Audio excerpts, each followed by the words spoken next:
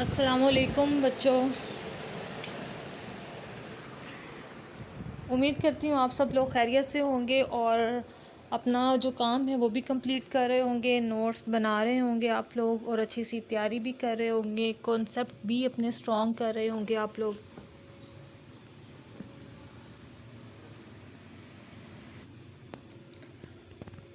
और जो new students आ रही हैं वो इसी चैनल को सब्सक्राइब कर लें ताकि जो बाकी वाले इसी मैथ से रिलेटेड आपके टॉपिक्स हैं, लेक्चर्स हैं, वो भी आपको इजीली अवेलेबल हों, आपको किसी और से वो मांगना ना पड़े। ठीक है, आपको किसी और से वो सर्च आउट ना करना पड़े, तो इसको फॉलो कर लें। आज हम अपना 8th लेक्चर स्टार्ट कर रहे हैं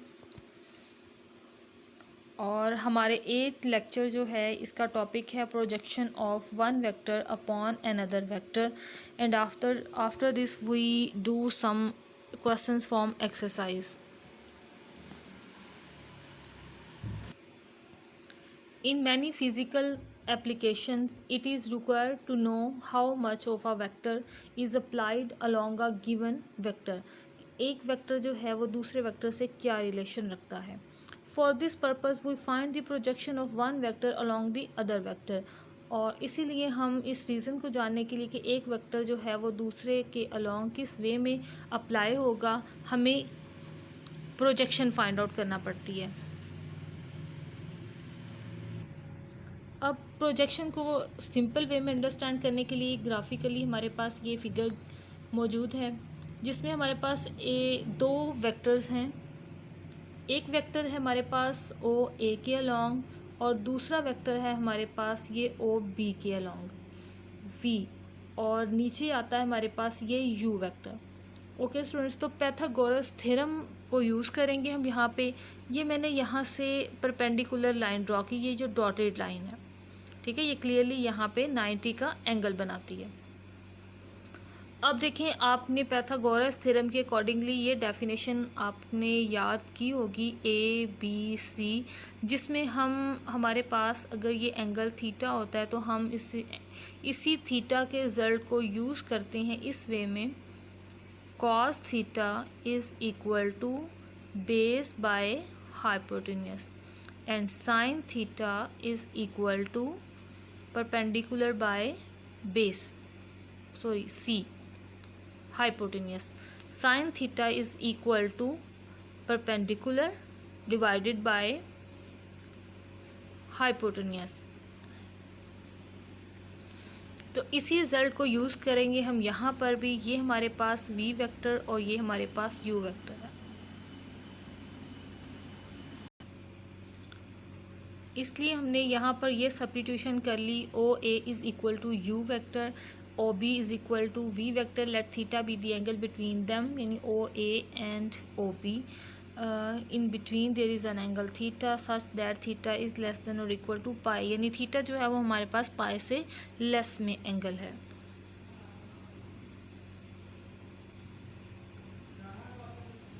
ये वही वर्किंग जो अभी हमने डायग्राम में पढ़ी। तो देखिए, सबसे पहले वही वर्किंग जो भी हमने डायग्राम में की, परपेंडिकुलर ड्रॉ किया। O M is the projection of V along U, यानी ग्राफिकली हमारे पास इस वी वेक्टर की जो हमारे पास प्रोजेक्शन आएगी वो आएगी ओ एम। ए टोटल वेक्टर को इंक्लूड नहीं करेंगे हम, जिस साइड पे परपेंडिकुलर ड्रॉ होगा उस पॉइंट तक का ही जो हमारे पास वेक्टर है वो रिक्वायर है हमें, और वही हमारे इस वी वेक्टर का प्रोजेक्शन है।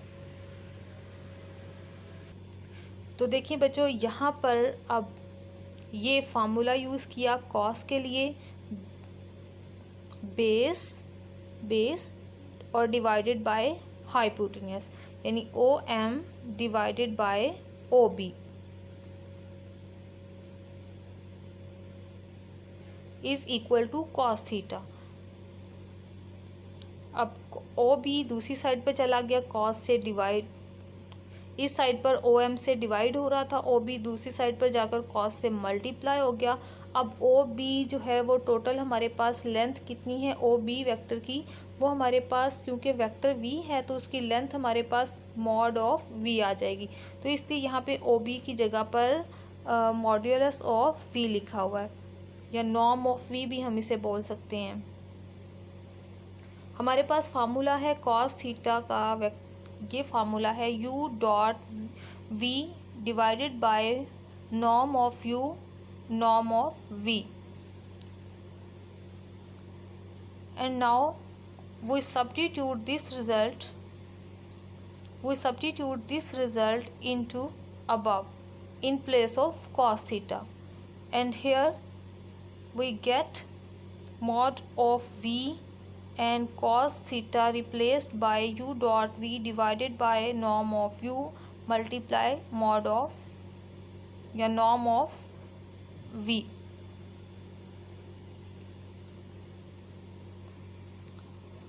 In this step mod of v are cancelled and we get the result u dot v divided by norm of u, and this is called projection of v along u.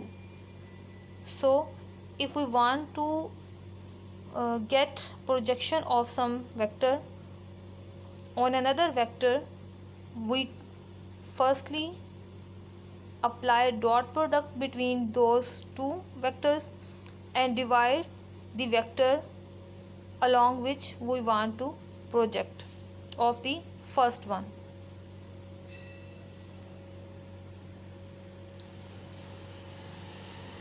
Similarly, projection of u along v is equal to u dot v divided by norm of v. In this case, we get the triangle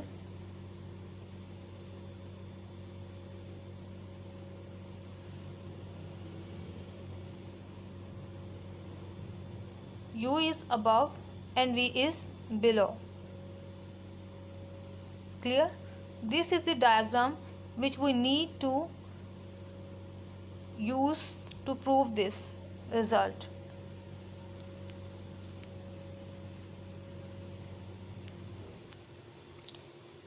Here is example 7. Show that the components of a vector are the projections of that vector along I, j and k respectively. Arbitrary students, ये arbitrary vector ये हमने लिया और अब हमें यहाँ पे find ये करना है आई जे के जो है ये इसके लिए प्रोजेक्शन बनाते हैं ये नहीं बनाते। फर्स्टली हम क्या करेंगे, projection of V along I find out करने के लिए हम आई से इसकी डॉट प्रोडक्ट करेंगे, आई से डिवाइड करेंगे आई के मॉड से। तो ऑब्वियसली जब हम वी को आई से डॉट प्रोडक्ट करवाएंगे तो आई सिर्फ और सिर्फ ए से मल्टीप्लाई होगा और mod of I is equal to 1 है, क्योंकि आई का कोफिशिएंट हमारे पास क्या है 1 स्क्वायर। तो सॉल्व आउट करेंगे तो जस्ट 1 आंसर आएगा। Similarly for J, projection of V along J, projection of V along के,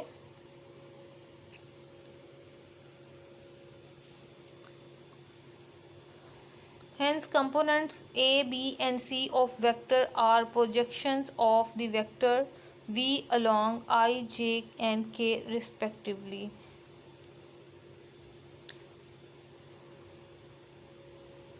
ओके स्टूडेंट्स, तो अब ज़रा हम एक्सरसाइज के क्वेश्चन की तरफ आते हैं।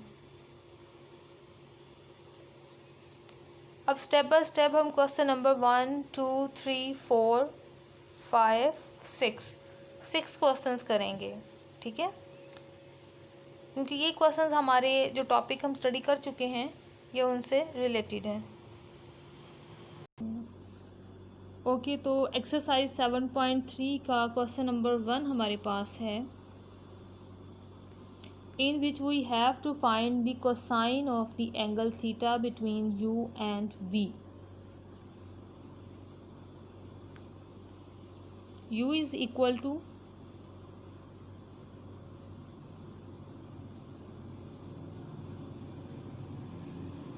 v is equal to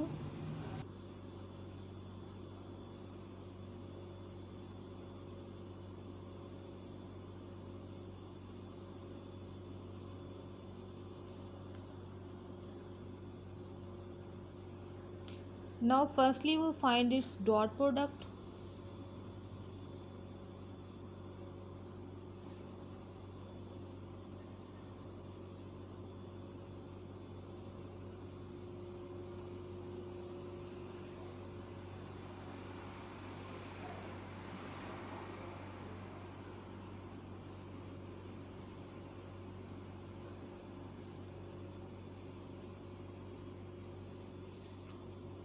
Using the definition of dot product, we get 3 multiplied by 2 is equal to 6, plus 1 multiplied by minus 1 is equal to minus 1, again minus 1, when we multiply the coefficients of k.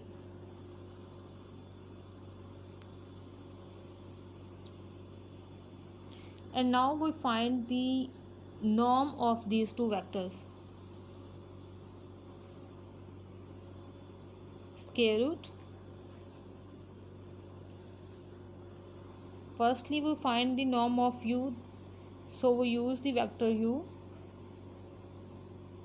Firstly, coefficient of I square plus coefficient of j square plus coefficient of k square.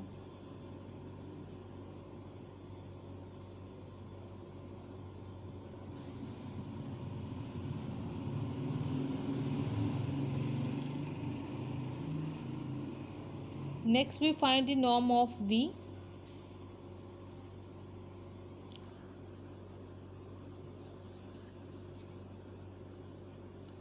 Similarly, first element is coefficient of I, second is of j, and the third one is of k.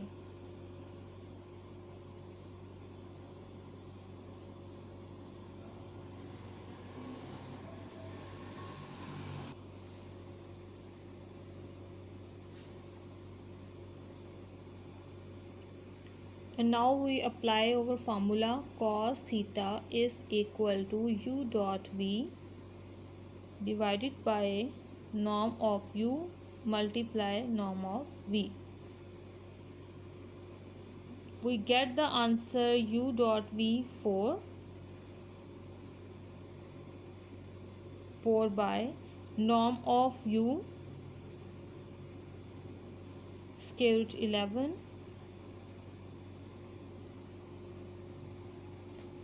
and norm of v square root of 6.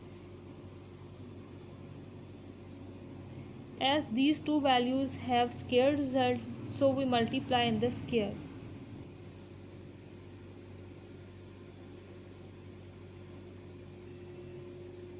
That's the answer. Similarly, you can find the answer of the second one. Now we solve another one question where u is given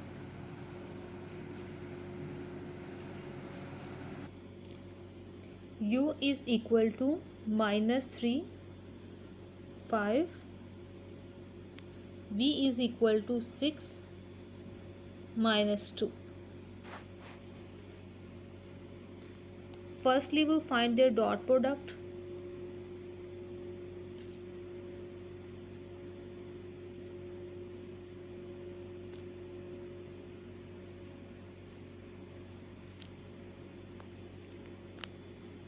First element is multiplied by the first element of the second vector, and second element is multiplied with the second element of the second vector. As we can write this into ijk form as -3i plus 5j, and the second vector 6i minus 2j, but we are solving this in direct form. We get the answer -18 when we multiply -3 by 6 plus 5 multiply -2, we get the answer -10.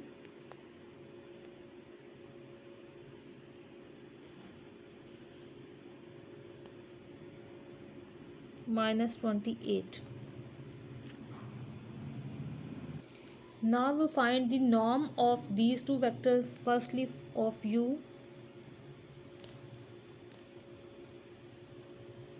square of the first element plus square of the second element.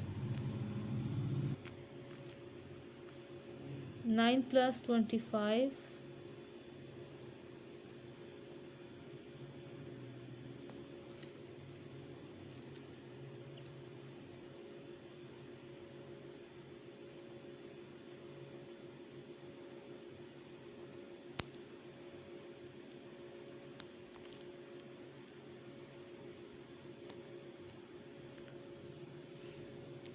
Now we find the length of the second vector.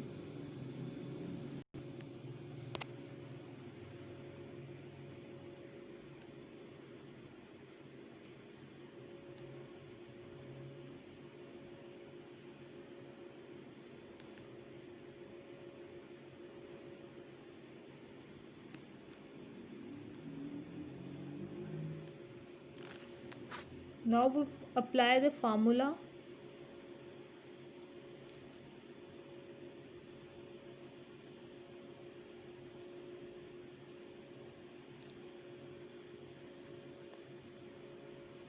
Now the values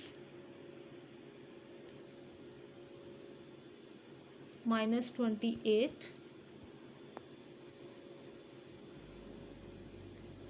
square root of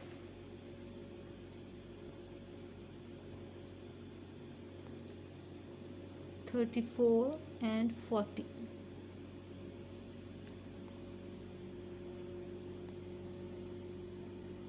As we can write 40 as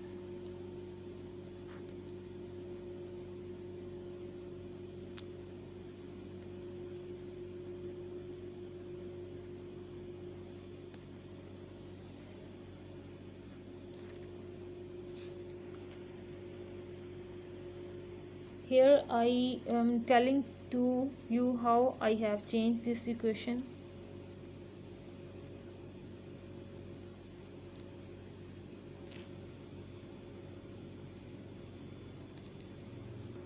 तो students देखिए ज़रा, मेरे पास square root of 40 था, this one. I change 40 into multiplier of 10 as 4 multiplied by 10 is equal to 40. Okay. इसके बाद मैंने क्या किया, यहाँ पे स्क्वायर रूट ऑफ 4 क्या आता है मेरे पास 2, तो 2 स्क्वायर रूट से बाहर आ गया क्योंकि इसका कंप्लीट स्क्वायर रूट अवेलेबल था, इसलिए ये बाहर आ गया. अब ये रिज़ल्ट मैंने इसी वजह से यहाँ पे सब्स्टिट्यूट किया. अब 2 से ऊपर कैंसिलेशन हो रही है, ये कैंसिलेशन कर दें. 14. तो यहाँ से हमारे पास हमारा रिज़ल्ट बना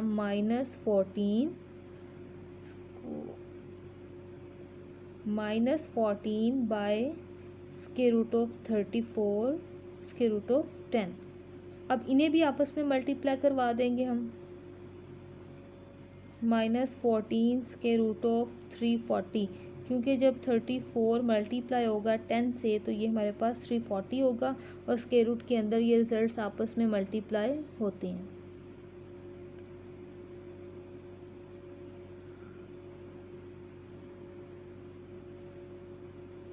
थर्टी 340 के अगर पेयर्स बनाएं तो ये हमारे पास इस तरह से बनेंगे.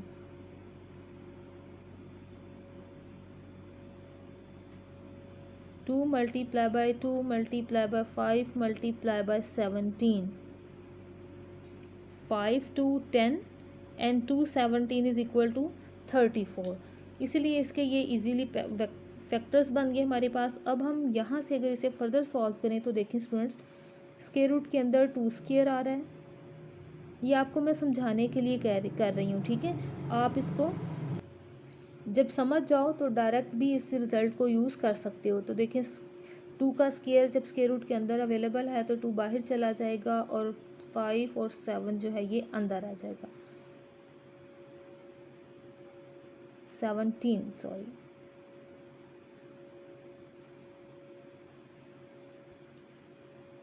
अब 17 को 5 से मल्टीप्लाई करें तो आंसर आता है हमारे पास 85 सो टोटल हमारे पास कॉस थीटा का आंसर आ गया -14/2√85। फर्दर कैंसिलेशन भी हो रही है, ये फर्दर कैंसिलेशन भी कर दें तो हमारे पास ये हमारा फाइनल आंसर है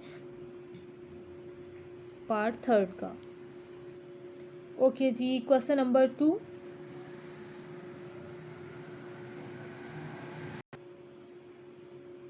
Calculate the projection of A along B and projection of B along A when A and B are given। तो स्टूडेंट्स अब हमारे पास जिस तरह भी पीछे डायग्राम में आपने समझा,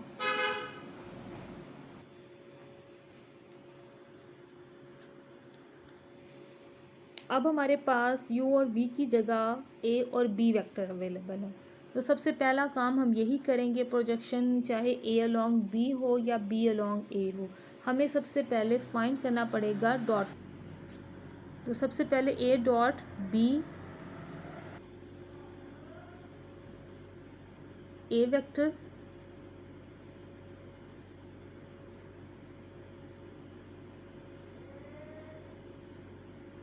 B वेक्टर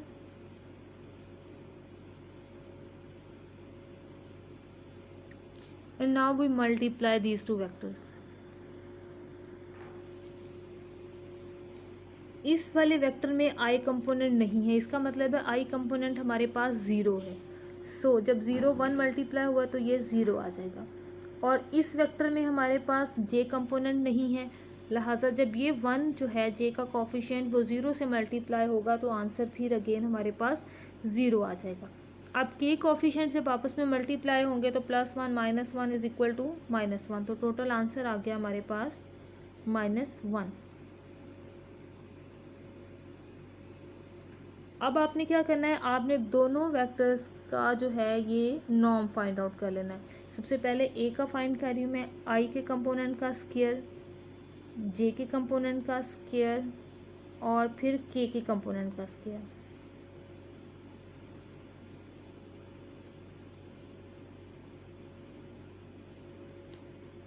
अब बी के लिए फाइंड आउट कर लेंगे।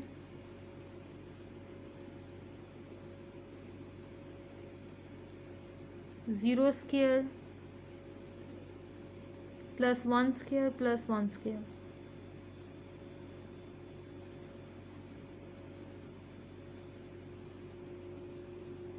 ओके, तो स्टूडेंट्स अब हम सबसे पहले फाइंड आउट करते हैं प्रोजेक्शन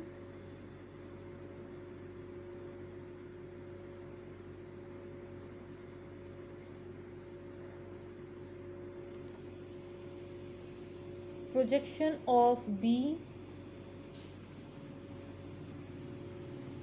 अलॉन्ग ए।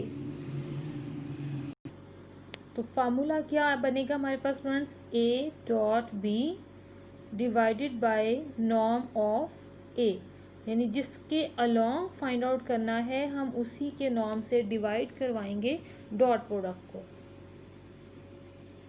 अब इनकी वैल्यूज यहाँ सब्स्टिट्यूट करते हैं। ए डॉट बी का आंसर हमारे पास आया था जस्ट -1 जस्ट -1। नॉर्म ऑफ ए आया था हमारे पास √2, तो यही हमारे पास हमारा एक आंसर है। अब सेकंड आंसर के लिए प्रोजेक्शन ऑफ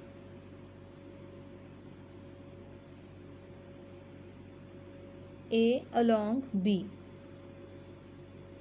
अब हम बी से डिवाइड करवाएंगे।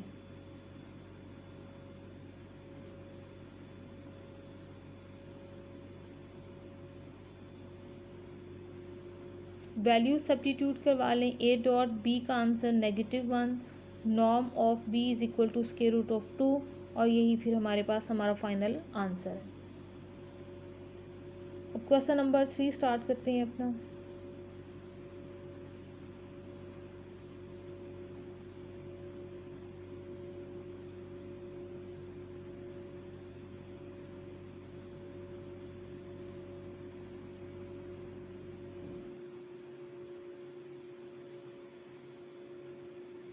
Find a real number alpha so that the vectors u and v are perpendicular।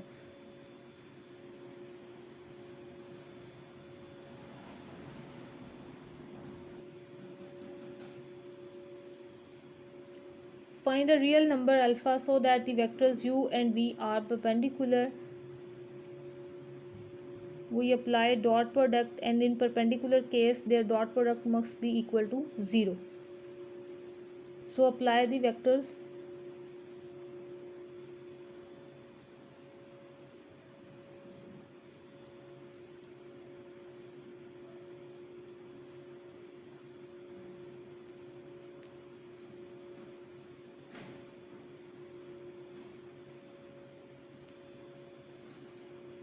Using dot product,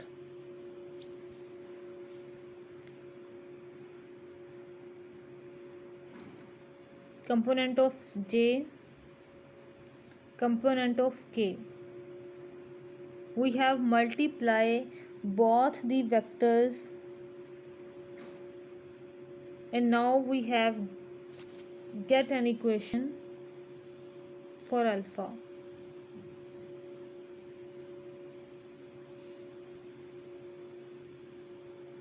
Alpha is equal to 4/3. That's our answer. You have to try this solution for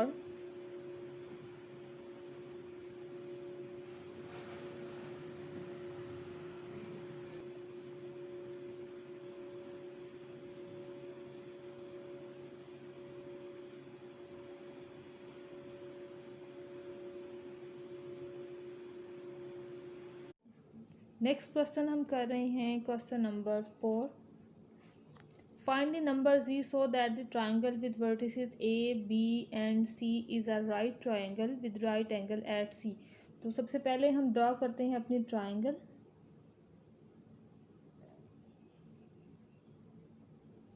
with right angle at c. अब हमें जो यहाँ से direction require हैं वो है ए सी, C B और A B. हमारे पास जो पॉइंट्स गिवन है वो हैं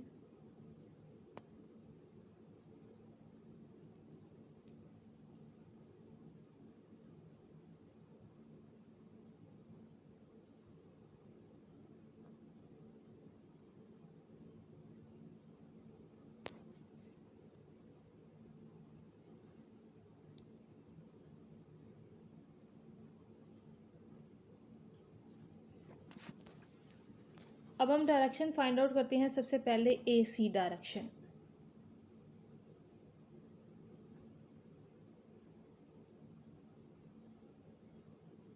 ओ सी पॉइंट को पोजीशन वेक्टर में चेंज करें तो हमारे पास बनेगा 2j.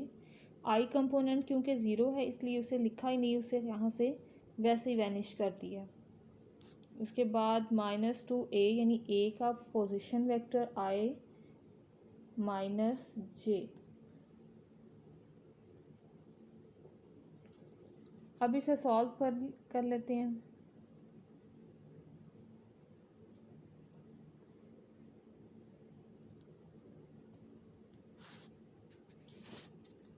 आई, इसके बाद j वाले कंपोनेंट 2j + j = 3j.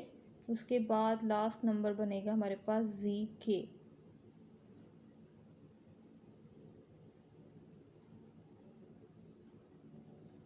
अब हम डायरेक्शन वेक्टर फाइंड आउट करते हैं सी बी.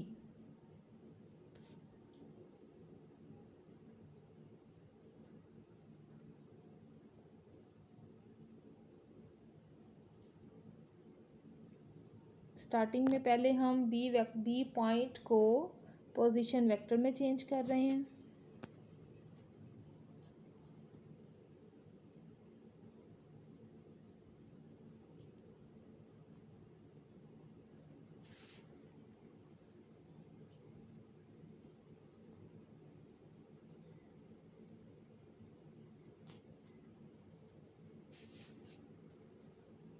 आई कंपोनेंट, उसके बाद जे,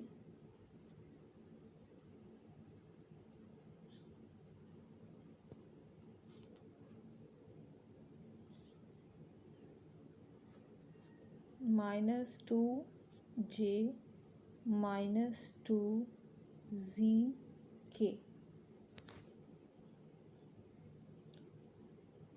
जे वाले तो कैंसिल हो रहे हैं यहाँ पर. अब सबसे पहले आ गया -2i,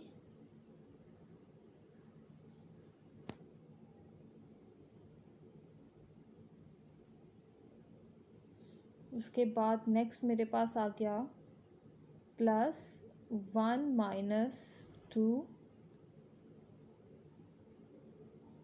just a minute,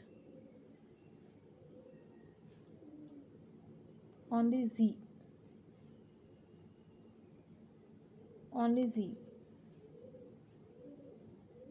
doubling हो रही थी, टू और z में डिफरेंस है इसलिए वो डबल लिखा गया, टू और z। इसे जस्ट z लिखेंगे क्योंकि हमारे पास यहाँ पर माइनस के बाद जो ये वाली ब्रैकेट है इसमें सिर्फ z है, वो कंबाइन वेक्टर 2 नहीं z लिखा हुआ है, इसीलिए -z और साथ में आ जाएगा ब्रैकेट के बाहर k। और अब नेक्स्ट वेक्टर हम फाइंड आउट करेंगे A B vector.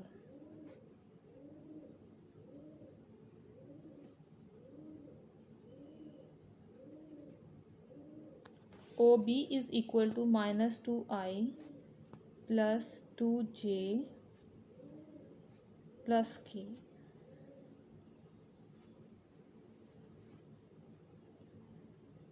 Next minus, अब ओ ए वाला vector i - j k term क्योंकि ज़ीरो है तो उसे लिखा ही नहीं यहाँ पे।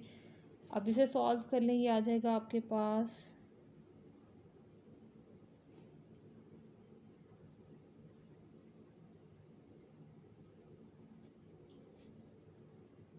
-3i + 3j + k।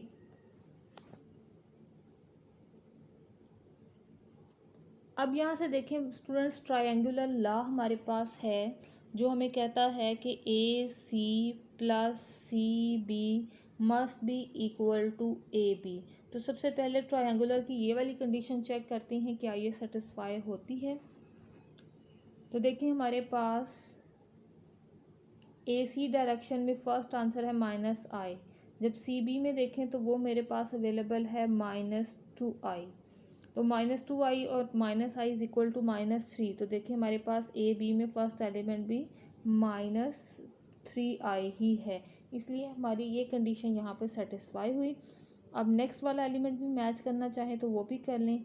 देखिए हमारे पास ए सी में जे का कंपोनेंट है +3, सी बी में जे का कंपोनेंट 0 है और ए बी में भी हमारे पास जो जे का कंपोनेंट है वो +3 है। दोनों इक्वल आ रहे हैं, इसका मतलब है ट्रायंगुलर लॉ हमारे पास इक्वल है।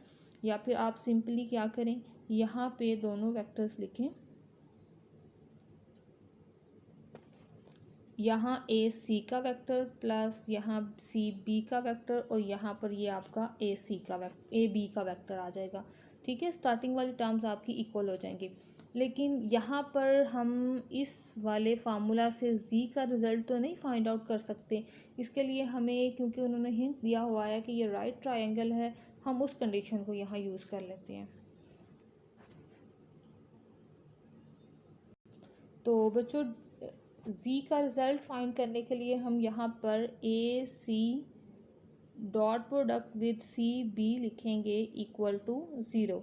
अब इस इक्वेशन में से आएगा हमारे पास हमारा z का रिजल्ट। तो ए सी हमारे पास किसके इक्वल है, -i3z।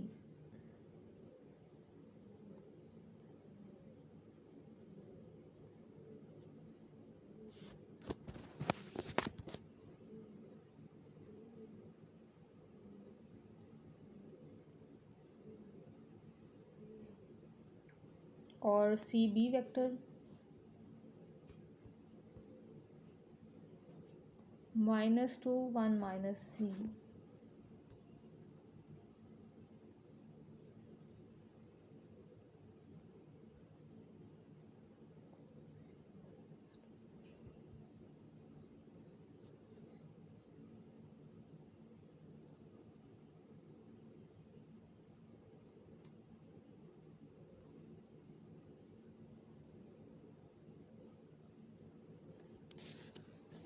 ओके जी, मल्टीप्लाई करवाते हैं। आई वाली टर्म्स मल्टीप्लाई हुई तो दूसरे नंबर पे हमारे पास यहाँ पर तो आई वाली टर्म है नहीं, इसलिए यहाँ पर आई वाली टर्म का आंसर आ गया 0। अब जे वाली टर्म्स को सॉल्व किया तो ये आ गई मेरे पास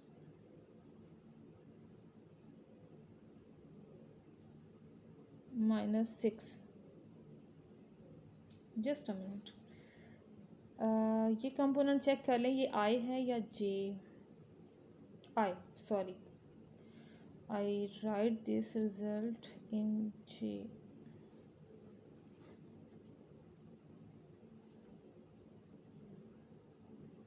ओके, तो आई वाले कंपोनेंट मल्टीप्लाई होके आगे हमारे पास +2, जे वाले कंपोनेंट में क्योंकि दूसरे में कंपोनेंट जे है नहीं इसलिए वहाँ पर ज़ीरो आ जाएगा। नेक्स्ट अब जी के मल्टीप्लाई हो रहा है 1 माइनस जी, और के टर्म हमारे पास वैनिश हो जाएगी। अब इसे सॉल्व कर लेते हैं। ये क्वेश्चन बनेगी जी माइनस जी स्क्वायर प्लस 2। तो तरतीब ठीक करते हैं ताकि हमारे पास फाइन क्वाड्रेटिक फॉर्म बन जाए, g square plus g plus 2 equal to zero. First sign जो है वो नेगेटिव है, उसे पॉजिटिव बनाएंगे पूरी इक्वेशन को नेगेटिव से मल्टीप्लाई करवा के। अब इसके इजीली फैक्टर्स बन रहे हैं, इसके पेयर्स बना लेंगे ताकि जल्दी से क्वेश्चन हमारा कंप्लीट हो जाए। फर्स्ट पेयर जो है उनमें से कॉमन आ रहा है जी, secondly 1,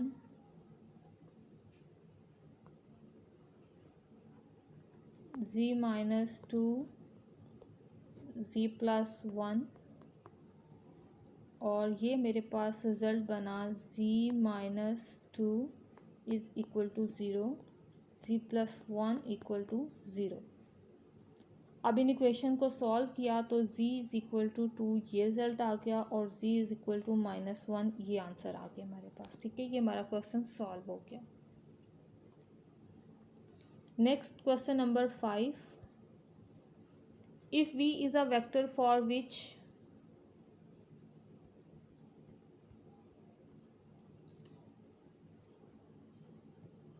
for which v dot I is equal to 0, v dot j is equal to 0, v dot k is equal to 0, find v. Show that the vectors form right angle. Okay, sorry, सबसे पहले तो हम question number 5 को cover करें, उसके बाद 6 की तरफ आते हैं। तो सबसे पहले आर्बिट्ररी लेट कर लें कि आपका जो v वेक्टर है वो कुछ इस तरह से है। हम क्योंकि स्पेस की बात करें तो हम स्पेस का ही एक एलिमेंट ले रहे हैं। ये आर्बिट्ररी ये मैंने लेट कर लिया एक एलिमेंट। अब मैंने यहाँ पर क्या किया, इसी v वेक्टर को मल्टीप्लाई करवाया यानी डॉट प्रोडक्ट करवाया i से। तो देखें जब हम इसको i से डॉट प्रोडक्ट करवाएंगे तो क्या आंसर आता है।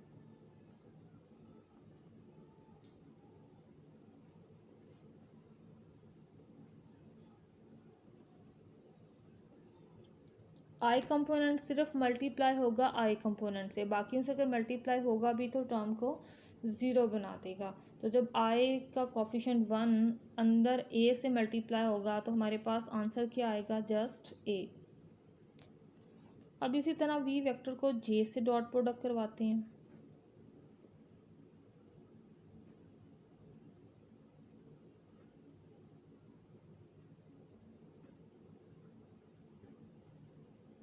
तो यहाँ पर आ जाएगा सिर्फ बी केस।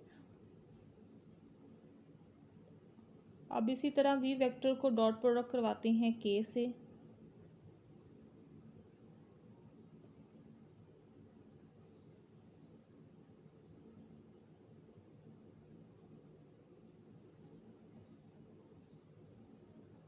तो यहाँ पर हमारे पास सी आ गया।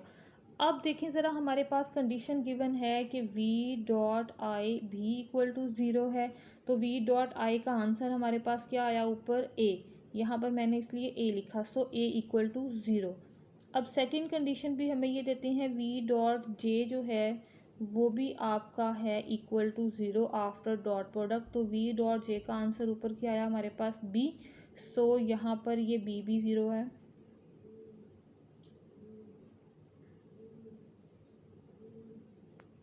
अब इसके बाद जो थर्ड वाला रिज़ल्ट है उसे लिखते हैं यहाँ पे, v डॉट के इज़ इक्वल टू ज़ीरो।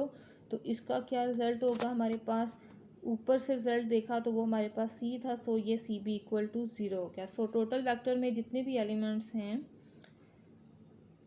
वो सारे के सारे ज़ीरो हो गए, zero I, zero J, zero के, that's mean null vector.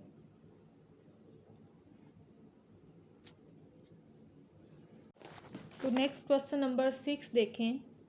Question number 6 में हमें कहा जा रहा है show that the vectors 1, 2 and 3 form a right angle. हमें सिर्फ राइट एंगल जो है वो बताना है यहाँ पर चेकआउट करके। तो सबसे पहले मेरे पास जो वेक्टर है, अब चेक करना है हमने कि इनमें से किन दो वेक्टर्स की dot product equal to zero है।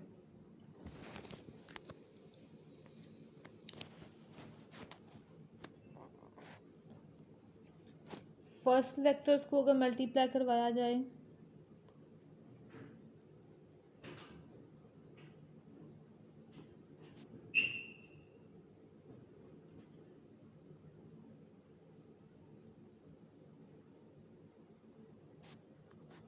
आई कंपोनेंट आई से मल्टीप्लाई, जे कंपोनेंट जे से मल्टीप्लाई और के कंपोनेंट के से मल्टीप्लाई, तो इनकी सम आ गई मेरे पास 14, that is not equal to zero. इसका मतलब है ये इन दोनों के दरमियान में 90 एंगल नहीं है। अब हम ट्राई करते हैं फर्स्ट और थर्ड वेक्टर को।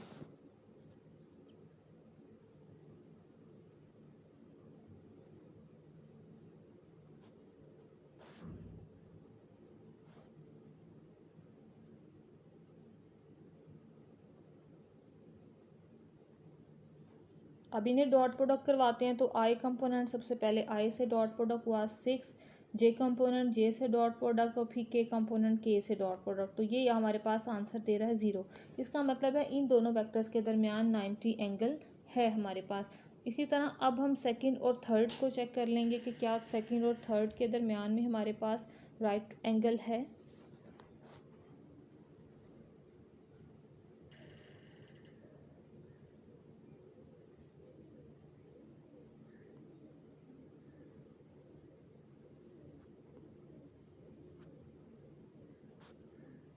आई कंपोनेंट मल्टीप्लाई हुए, जे कंपोनेंट मल्टीप्लाई हुए और हमारे पास ये नेक्स्ट अब 5 - 4 ये -20, तो क्लियरली यहाँ से भी हमारे पास not equal to zero answer आया। इसका मतलब है सिर्फ फर्स्ट और थर्ड के दरमियान ही 90 का एंगल अवेलेबल है।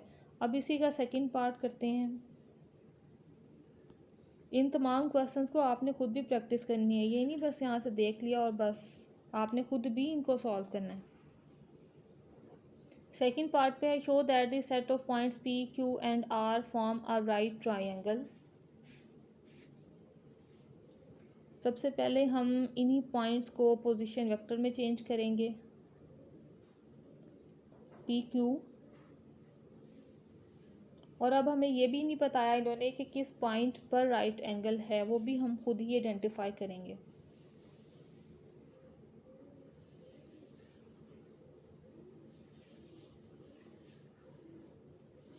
Four I plus J plus 4k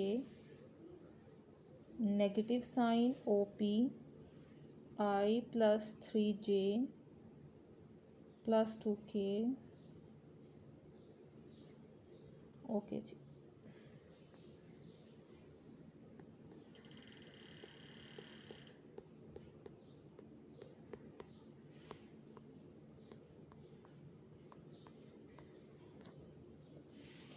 I components को सॉल्व करें तो फर्स्ट आंसर आता है हमारे पास 3i, अब plus J negative 3 is equal to 2j।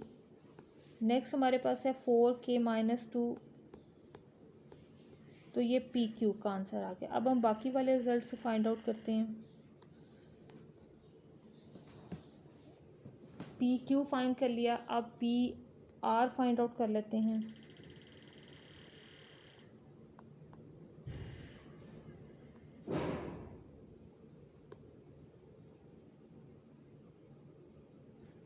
तो ओ आर का रिज़ल्ट आएगा 6i plus 5j plus 5k।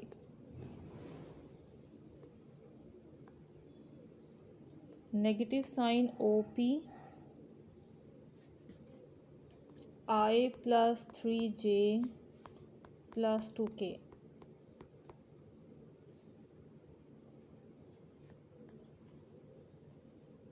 6 minus 1 5, 5 minus 3 2, 5 minus 2 3।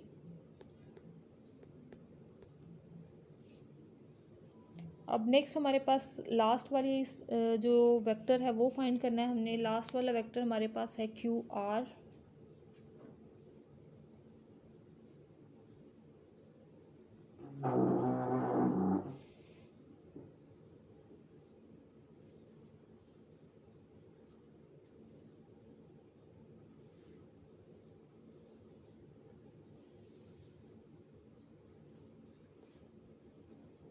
Q point,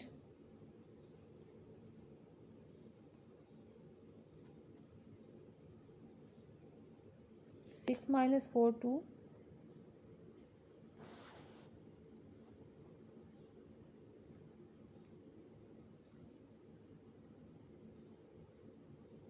अब ये देखिए बच्चों, यहाँ पर क्यू आर का फर्स्ट कंपोनेंट है 2i, क्योंकि हमारे पास ये राइट ट्राइंगल है।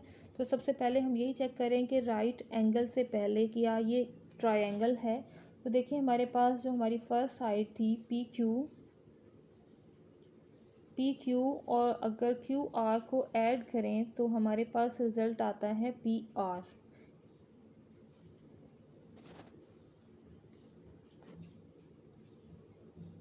क्यू आर में सेकंड कंपोनेंट है हमारे पास 6, और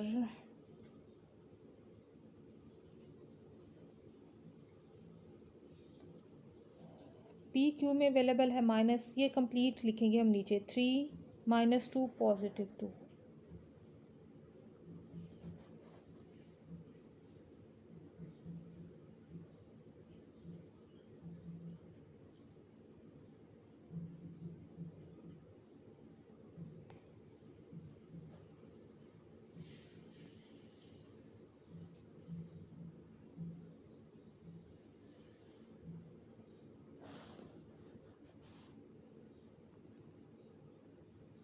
दोनों को एडअप किया,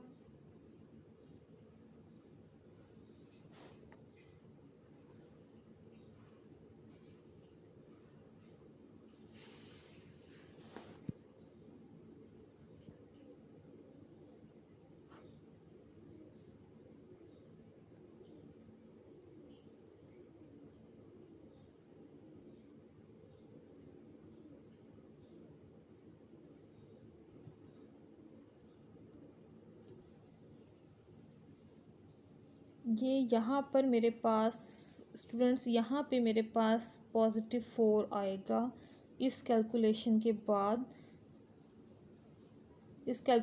बाद। पॉजिटिव 5 माइनस 1, तो ये मेरे पास यहाँ पर नीचे आंसर आएगा पॉजिटिव 4।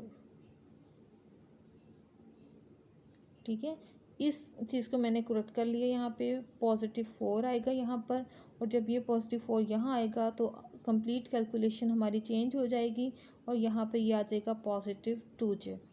अब ये हमारे पास ऊपर जो है पी आर, ये पी आर से सिमिलर हो गया। इसका मतलब है ये ट्रायंगल है। अब किन दोनों नंबर्स को ऐड करके ये आ रहा था पी क्यू और क्यू आर को, अब इन्हीं दोनों को डॉट प्रोडक्ट करवाएंगे और हमारा आंसर आ जाएगा। मैं यहीं पे डॉट प्रोडक्ट करवा रही हूँ इनकी, यानी जितना क्वेश्चन हमने लिखा हुआ है उससे आगे आपने ये स्टेप्स फॉलो करने हैं।